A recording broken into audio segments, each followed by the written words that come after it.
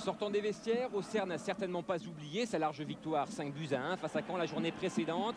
Il est vrai qu'on ne marque pas tous les jours 5 buts, surtout à l'extérieur. La dernière en date remontant au 2 juin 93, Monaco avait battu Toulon 5-4. Une telle victoire, les footeux le savent, peut motiver ou au contraire mettre la pression. Et dès la 6e minute, la première possibilité semble être la bonne. Auxerre ne domine pas vraiment, mais Auxerre en veut. Et la frappe de Lamouchi sur ce 1-2 avec Saïd est détournée par Nadon. Ça y est, Auxerre est en confiance, on sent les joueurs détendus. Lamouchi en premier, il se trouve seul face à Nadon et trompe pour la première fois de la soirée le gardien lillois. On joue depuis 8 minutes, Auxerre 1, Lille 0.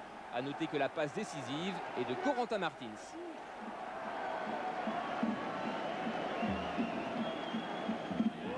25 minutes se sont écoulées et enfin Lille montre le bout de son nez.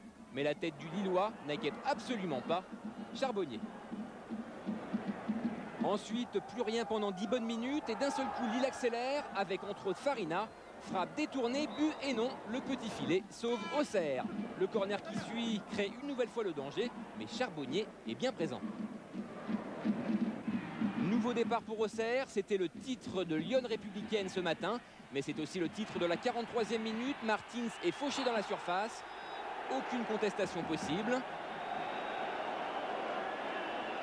Et but incontesté de Verlat.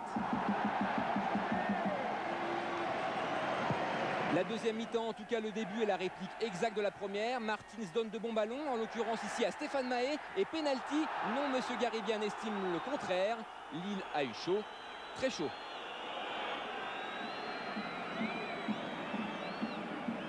Et quand on a chaud, on prend l'air. C'est ce que fait immédiatement Lille. Bonalaire au corner.